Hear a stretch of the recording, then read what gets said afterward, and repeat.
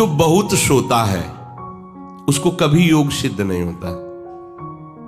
सच्ची मानिए, 3 घंटे नींद में काम हो जाता है, अधिक से अधिक 4 घंटे। भागवतिक चिंतन अपने आप इंद्रियों को संतुष्ट कर देता है। जो नींद से संसार का चिंतन छूटने पर इंद्रियां बल को ग्रहण करती हैं, वही भगवत चिंतन से स्वाभाविक प्राप्त हो जाता है। आनंद पूर्वक जैसे सुख को हम सहते, ऐसे हम दुख को सह जाएंगे, क्योंकि हमारा स्वरूप दुख सुख से परे है। हमारे आराध्य देव, हमारा लक्ष्य दुख सुख से परे है। वो तो सच्चिदानंदमय है, पर ये बातों से नहीं होगा, स्थिति से होता है। स्थिति कब आती है? अभ्यास करने से। अगर आप अभ्यास परायण रहेंगे ऐसा होगा। ये सोना हमारे लिए बहुत हानिकारक है और ये सोना हमारे लिए लाभदायक भी है। दोनों बात समझना। जिसका स्वभाव बन जाता है कि जहां बैठे वहीं सो गए, जहां बैठे, ऐसा हमने देखा है। बैठे 2-4 मिनट जहां एक घोंटा बजने लगे, ये क्या है? ये दलिद्र क्यों? अरे तुम साधक हो, ये दलिद्रता क्यों? क्या यही उपासना में तुमने सिद्धि प्राप्त की है? जहां बैठ जाओ वहां तुम लड़खड़ा गए, लार बहने लगी, सोने लगे, घोटा बजने लगे। ये दलिद्रता है, ये तमोगुणी है। ऐसा नहीं। एक बार नींद को समय दिया है, 3 घंटे 4 घंटे, आ जाए तो आ जाए, नहीं उसको निमंत्रण नहीं देना, राधा राधा राधा, और जग कर फिर वैसे ही अपनी दिनचर्या। कोई भी फर्क नहीं पड़ना। आप अभ्यास कीजिए, कोई फर्क नहीं पड़ेगा। कई दिन बराबर जगने पर भी आपकी दिनचर्या पे कोई फर्क नहीं पड़ेगा। जो अपना स्वभाव बिगाड़ रहे हैं वो अपना नाश कर रहे हैं। अधिक पड़े हैं, सो रहे हैं, ये ठीक बात नहीं है। बार बार जो अधिक पड़े रह करके सोने का अभ्यास किए हैं, वो कहीं भी रहे, उनको बार बार नींद सताएगी। पड़े रहने में जिनको सुखानुभूति हो रही, सोने में जिनको सुखानुभूति हो रही, वो भजन क्या करेंगे? जो ज्यादा नींद लेते हैं उनकी गाढ़ नींद कभी नहीं होती है।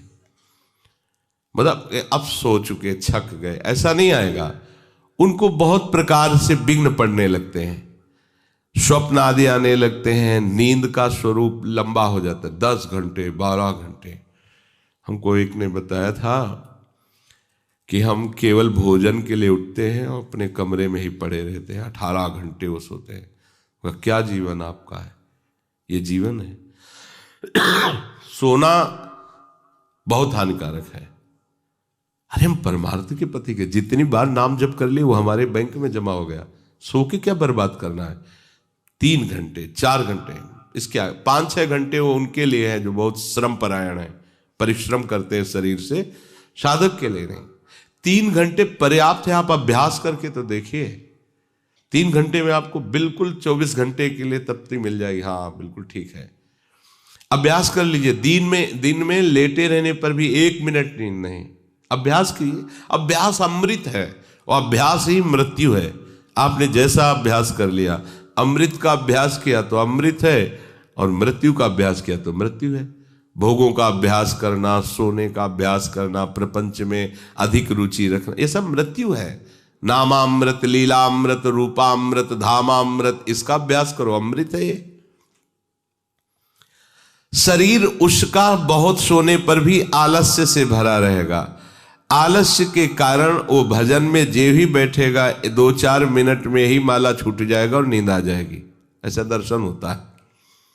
वो बहुत कोशिश करते हैं, बस ऐसे हो जाते। ये कैसे हो गया? तुम्हारा क्या अभ्यास है?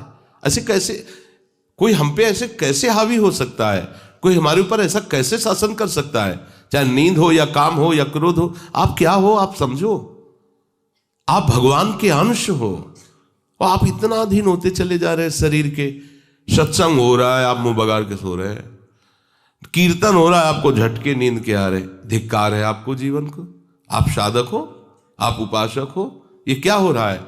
जहां आपको संपूर्णतया सावधान होकर चैतन्य रहना है, वो आप सो रहे हो। कैसी आपकी दिनचर्या, कैसी आपकी साधना है? आप हो क्या? विचार करना चाहिए। डांटने की विषय नहीं है, कोई तुम्हें जगाए विषय नहीं है। भगवत कृपा से जीवन में कभी अलार्म नहीं बजाया, कि हमको इतने बजे उठना है, पता नहीं उठ पाए कि ना उठ पाए। अभ्यास योग युक्त चेतसा नान्यगामिना, ऐसी स्थिति हो कि हम उठ ना पाए तो बात अलग की है। नहीं, बख्शना नहीं इस शरीर को, अब भाई हमें चलो हम नहीं आ रहे, ऐसा नहीं। अगर सांस है, दम है, बिल्कुल इसको बख्शना नहीं। हम केवल आपको उपदेश नहीं कर रहे, बख्शना नहीं। शरीर के प्रति इतना प्यार नहीं दिखाना कि वो हमारे प्यारे से हमको दूर कर दे, ऐसा नहीं। ये जड़ वस्तु है, ये चैतन्य नहीं है।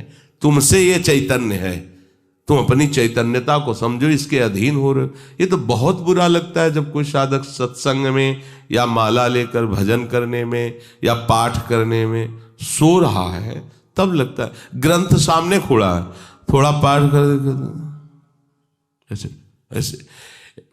एक जगह दर्शन किया, दर्शन कर ले जाते थे, वो भागवत का स्वाद है। वो श्री जी के सामने भागवत पढ़ते पढ़ते नाक और माथा पूरी भागवत में रख दिया, और 2500 लोग आ जा रहे हैं ऐसे। तो उनको जैसे कहते पंडित जी श्री हरिवंश, हाँ हाँ श्री हरिवंश। अब ये हो क्या रहा है, ये क्या हो रहा है? अगर आपके अंदर नींद है तो आप चैन से 1-2 घंटे सो लिए दीजिए और फिर बैठिए, चैतन्य होकर बैठिए। ये अपमान है शास्त्रों का। आप चैतन्य घन प्रभु के वचन पढ़ रहे हैं, आपको नींद आ रही, प्रभु की चर्चा हो रही, आपको नींद आ रही। कभी विषय चर्चा में आपको नींद आई? कभी फिल्म देखने में नींद आई? नौटंकी नाटक देखने में, रिश्ते नातेदारों से बात करने में, रिश्ते नातेदारों, आपका लड़का विदेश में रह रहा हो, उसकी कोई बात बता रहा हो, आपको नींद आएगी? नहीं आएगी। लेकिन अपने परम प्राण स्वरूप आत्म स्वरूप श्री प्रियालाल की चर्चा हो रही, आपको नींद आ रही है। अब हो क्या हो, जरा विचार करके देखिए। तो ये आलस्य के कारण उसके भजन में भारी बाधा हो जाएगी, उसका योग कभी सिद्ध नहीं होगा जो अधिक सोता है। सबसे प्रार्थना है आप अपने लिए नींद का समय निश्चित करें अपने हिसाब से, शरीर का परिश्रम देख करके। अब जैसे जो उपासक रात भर सेवा में लगे रहते हैं, हम उनके लिए कहेंगे कि चाहे दिन हो चाहे रात हो, आप 4-5 घंटे आराम से सोइए। प्रार्थना है कि सोइए, क्योंकि आप जवान साधक हैं, सोएंगे तो आपकी इंद्रियां फिर भजन में लगेंगी। आप अपने को देखिए, यदि आप कोई सेवा बल वाली नहीं करते हैं तो 4 घंटे से ज्यादा आप नहीं लें। अच्छा उपासक 3 घंटे में हो जाता है। अब आप लोग देख लीजिए, अपनी एक दिनचर्या में नींद का समय आप निश्चित कीजिए, और जो निश्चित कीजिए उसे कम से कम 10 वर्ष तो निभाइए। यहां 2-4 दिन में दिनचर्या बदल जाती है, ऐसे नहीं होना। साधु का ऐसा नहीं होता। कुछ नियम लो तो 10-5 वर्ष तो चलो, 2-4 दिन में सब फिसल जाते हो, क्या फायदा है? एक नियम लो, हम इतने घंटे सोएंगे, हम छूट देते हैं आपको। आप अपने आप ने नियम लो कि हमारा इतने घंटे में हो जाएगा। उस घंटे को आप लिख लो अपने सामने कि मुझे इतने घंटे केवल सोने के लिए सत्संग में अनुमति है, क्योंकि हमने वहां इतना नियम लिया था। आप ले, बताने की जरूरत नहीं। आपके द्वारा लिया हुआ नियम फिर आपसे कभी नहीं टूटना चाहिए। स्वीकार करो आप अंदर से कि आप इतना सोएंगे, पर लिमिट हम बता देते हैं। शरीर अधिक श्रमित जो सेवा में होता है 5 घंटे, गृहस्थी है तो 6 घंटे, साधक है 4 घंटे। भजनानंदी को कहना ही नहीं पड़ेगा, 3 घंटे में हो जाता है। इसी के अंतर्गत आप चयन कर लीजिए। 6 से 7 में मत बढ़ना, क्योंकि सत्संगी हो, इतना भारी श्रम तुमसे नहीं होता। बलराम ब्रजवासी है, 20 वर्ष की बात बता रहे हैं, एक दिन की नहीं, 20 वर्ष की नित्य दिनचर्या से वृंदावन की परिक्रमा, और कितनी मेहनत से चक्की चला करके 150 रुपया करके घर परिवार चलाना, संत सेवा करना, सत्संग सुनना, ये सब गृहस्थ है, परिवार है, भागे घूम रहे हैं परमार्थ के लिए, नंगे पैर पूरे वृंदावन। 20 वर्ष पानी गिरे, पत्थर गिरे, कोई मतलब नहीं। इतनी इतनी एड़ी फट गए एकदम। अब उनको क्या कहोगे? साधु नहीं कहोगे तो क्या कहोगे?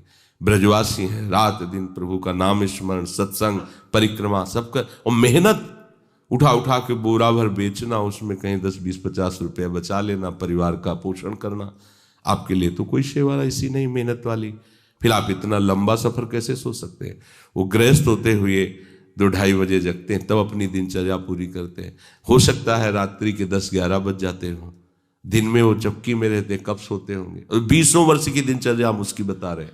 आप विचार करो, आप साधक हैं, आप विरक्त हैं, या आप संसार से निवृत्त होकर वृंदावन वास करें, आप कितना सोते हैं?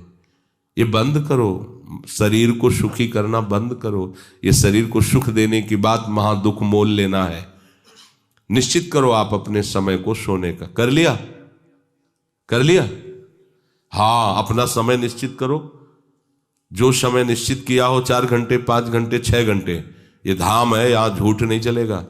अगर 6 घंटे निश्चित किया तो 6.25 घंटे नहीं होना चाहिए। उसी को आप विभाजित कर लीजिए। 4 घंटे रात्रि में सो लीजिए, 2 घंटे दिन में सो लीजिए। आपको अगर 6 घंटे सोना है, 4 घंटे सोना है, 3 घंटे आप रात्रि में, 1 घंटे दिन में विश्राम। अगर आपका रात्रि में हो जाता है तो दिन में विश्राम की जरूरत नहीं। आपको इस पर आना पड़ेगा। आपसे कांच छुड़वा रहे हैं, मणि पकड़ा रहे हैं आपको, घाटे का सौदा। आप क्या कर रहे हो? मणि देकर कांच खरीद रहे हो, और आपका कांच छुड़वा के मणि। इंद्रनील मणि श्याम मनोहर 7 कुंभ तन गोरी, इनके समीप चलना है, इनकी जूठन पाना है, इनके साथ खेलना है। ये सौभाग्य प्राप्त करने के लिए जो असत धारणाएं हैं उनको मिटाना होगा।